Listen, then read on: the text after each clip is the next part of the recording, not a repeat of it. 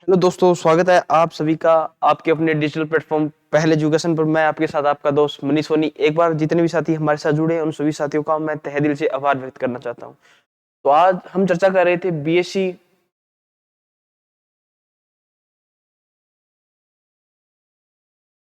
BSc agriculture first year first sem के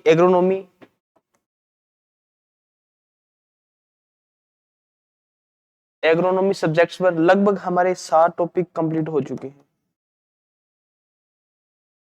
7 topic completed हो चुके हैं। ये जो चल रहा है वो हमारा 8वां टॉपिक है, ओपोडियम प्लांट पॉपुलेशन यानी इष्टतम पादप संख्या। आज का जो हमारा टॉपिक है वो है इष्टतम पादप संख्या। क्या है वो? आज का जो टॉपिक हमारा वो है इष्टतम पादप संख्या। इष्टतम पादप संख्या। इष्टतम पादप संख्या क्या होता है, इसका महत्व क्या है और इफेक्टिंग फैक्टर क्या है, इसको प्रभावित करने वाली कारक है, उसके बारे में हम चर्चा करने वाले हैं। उससे पहले जितने भी हमारे टॉपिक हो चुके हैं, 7 से 8 टॉपिक हो चुके हैं, उन सभी टॉपिकों की अगर आपको पीडीएफ हैंडेड नोट चाहिए तो आप हमारे ऑफिशियल अकाउंट पहले एजुकेशन टेलीग्राम ग्रुप से जुड़ सकते हैं और उसकी पीडीएफ ले सकते हैं। उसके बाद जितने भी टॉपिक है वो कंप्लीट होने के बाद एक मैराथन क्लास चलाएंगे, ओल्ड पेपर की मैराथन क्लास, ओल्ड और जो फुल सब्जेक्ट है उसकी भी एक मैराथन क्लास। अब चर्चा करते हैं हम हमारे इष्टतम पादप संख्या क्या होती है, इसकी डेफिनेशन क्या होती है कि इष्टतम पादप संख्या होती क्या है। यदि प्रति इकाई क्षेत्र यानी कोई प्रति इकाई क्षेत्र है अधिकतम उत्पादन या बायोगैस उत्पादन बायोमास उत्पादन करने के लिए आवश्यक पौधों की संख्या है, यानी प्रति इकाई क्षेत्र में अधिक उत्पादन या बायोमास उत्पादन करने के लिए आवश्यक जो पौधों की संख्या है वो ही इष्टतम पादप संख्या है। इस पादप संख्या के बाद न तो पादप बायोगैस में वृद्धि होती है न ही कमी होती है, यानी इस पादप संख्या के बाद जो पादप संख्या होती है न तो बायोगैस में वृद्धि होती है और न ही बायोगैस में कमी आती है। पादप संख्या का महत्व किसी फसल की उपज उसके अंतिम पादप संख्या पर निर्भर करती है, यानी उसकी फसल है जो उसकी अंतिम पादप संख्या है उस पर निर्भर करती है पादप संख्या की महत्व। और पादप संख्या किसी फसल के बीज के अंकुरण प्रतिशत उसके खेत में पनपने पर भी निर्भर करता है, यानी पादप संख्या जो खेत में अंकुरण होता है, जो प्लांट पनपता है, उस पर भी निर्भर करती है। तो ये है पादप इष्टतम संख्या। अब देखते हैं इसका महत्व। इसका महत्व इतना कोई महत्वपूर्ण है नहीं, क्योंकि महत्व से आंसर नहीं आता। महत्व इसका जो इंपॉर्टेंस ऑफ प्लांट पॉपुलेशन है, पादप संख्या का महत्व, जो पादप संख्या का महत्व वो एक इतना महत्वपूर्ण नहीं है, क्योंकि यहाँ से क्वेश्चन नहीं पूछता। अगर क्वेश्चन पूछेगा तो क्या पूछेगा कि पादप इष्टतम संख्या किसे कहते हैं और पादप इष्टतम संख्या को प्रभावित करने वाले कारक। क्या पूछेगा? प्रभावित करने वाले कारक के अफेक्टिंग कारक, अफेक्टिंग फैक्टर।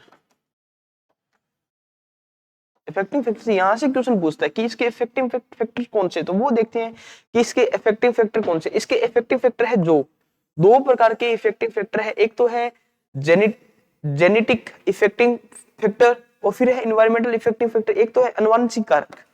पहला है अनुवांशिक कारक। पहला कौन सा है यहाँ देखते हैं। पहला है अनुवांशिक कारक। अनुवांशिक कारक, अनुवांशिक कारक। अब अनुवांशिक कारक में कौन कौन से प्रमुख है, इसके अनुवांशिक कारक में कौन कौन से प्रमुख है वो देखते हैं कि जो इष्टतम पादप संख्या है उसको जेनेटिक यानी अनुवांशिक कारक प्रभावित करते हैं। तो प्रभावित करने वाले कारक है कौन सी? तो पहले प्रभावित करने वाले कारक में है पौधों का आकार। पहला क्या है? पौधों का आकार। पौधों का आकार, साइज ऑफ प्लांट। तो पहला अनुवांशिक कारक है, उनमें से पहला कारक है कि पौधों का आकार। पादप लोच सेकंड है, पादप लोच। सेकंड कौन सा है? पादप लोच। पादप लोच क्या होता है ये भी बताया जाएगा। सेकंड है पादप। अब थर्ड देखते हैं। हमारे 3 अनुवांशिक कारक, 2 अनुवांशिक कारक हो चुके हैं। पहला है पादप का आकार, फिर पादप लोच, फिर मर्दा ढकाव, फिर मर्दा ढकाव। फिर कौन सा है? मर्दा ढकाव। मर्दा ढकाव यानी सोइल कवरिंग, मर्दा ढकाव। फिर एक कारक और है। ये 3 कारक अनुवांशिक कारक है, पौधों का आकार, मर्दा ढकाव, पादप लोच, फिर फसल व किस्म। फसल व किस्म भी हो सकती है, यानी फसल एवं व किस्म। तो ये 3 प्रमुख कारक है। पहला है पादप का आकार। जो हमारा पादप इष्टतम संख्या है उसको पौधे का आकार भी निर्भर करता है, पौधे के आकार पर निर्भर करता है कि पौधे का आकार कम है या ज्यादा है, वो भी इफेक्ट करता है। क्या करता है? वो भी इफेक्ट करता है। प्रत्येक पौधा एक जो प्रत्येक पौधा होता है वो ये तो नहीं हो सकता एक समान आकार का हो सकता है, क्योंकि अलग अलग किस्म के पौधे अलग अलग आकार के होते हैं। तो वो यही कारण, ये जो डिफरेंट कारण है, जो पौधे जो अनुवांशिक कारण है, अनुवांशिक कारणों से पौधा एक समान नहीं रह सकता। कुछ पौधे अलग होते हैं, कुछ पौधे अलग हो सकते हैं, उनका आकार भी अलग होता है और उनसे उपज भी अलग प्राप्त होती है। जो पौधों का आकार है वो भी प्लांट इफेक्ट फैक्टर है इफेक्टिंग पादप पॉपुलेशन को इफेक्ट पहुंचाता है। फिर है पादप लोच।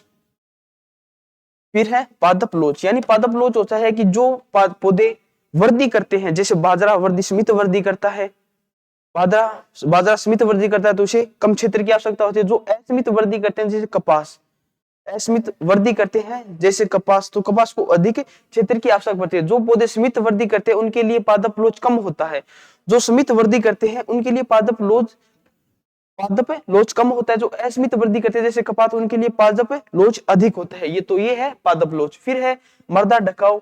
मृदा ढकाव ऐसी फसलों की हमें बुआई करनी चाहिए कि जो उगाने के जैसे उसका परिपक्व टाइम आता है, तो परिपक्व टाइम आते ही वो पूरी फसल को कवरिंग कर ले, जो सूर्य का प्रकाश होता है वो उस फसल को पूर्णतः रूप से मिल सके। तो ये है मृदा का ढकाव। फिर है फसल व किस्म। फसल की प्रकृति व किस्म की प्रकृति भी पादप संख्या को प्रभावित करती है। तो ये थे हमारे अनुवांशिक कारक। ये है 4 अनुवांशिक कारक। अब देखते हैं इन्वायरमेंटल फैक्टर। यानी इन्वायरमेंटल फैक्टर कौन कौन से? तो बुआई के कारक एक तो ये हो गया। फिर है वर्षा, फिर हो गया वर्षा। फिर है उर्वरक उपयोग,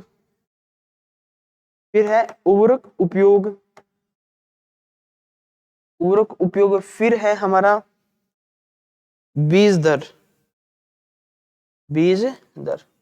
तो पहले हम पढ़े थे फैक्टर इफेक्टिंग प्लांट पॉपुलेशन, यानी पादप संख्या को प्रभावित करने कारक। बहुत ही महत्वपूर्ण टॉपिक है कि इष्टतम संख्या किसे कहते हैं और पादप संख्या को प्रभावित करने वाले कारकों का वर्णन कीजिए। ये एक बड़े क्वेश्चन में आने वाला क्वेश्चन है। तो पादप factor affecting of plant population को 2 फैक्टर इफेक्ट करते हैं, एक तो जेनेटिक फैक्टर्स और एक एनवायरमेंटल फैक्टर। एक तो अनुवांशिक कारक होते हैं और एक होते हैं जो पर्यावरणीय कारक होते हैं। अनुवांशिक कारक में 2 है, अनुवांशिक कारक में 4 है। पहला है पौधे का आकार, फिर है पादप लोच, फिर है मृदा ढकाव यानी सोइल कवरिंग, फिर है फसल व किस्म क्रॉप एंड वेराइटी, और फिर है एनवायरमेंटल कारक। एनवायरमेंटल कौन कौन से? बुआई के कारक, यानी बुआई के कारक है जिस समय हम बुआई कर रहे हैं उस समय अगर मौसम खराब हो तो वो प्लांट पॉपुलेशन को प्रभावित करता है। अगर मान लो हम बुआई कर रहे हैं उस समय मौसम खराब है, वर्षा आने वाला है, तो उस समय वो हमारा टाइम खराब हुआ, जो फसल हमें उचित समय पर बोनी है अगर वो हम आगे बोएंगे तो उस समय वो पूर्ण रूप से परिपक्व नहीं होगी, यानी वो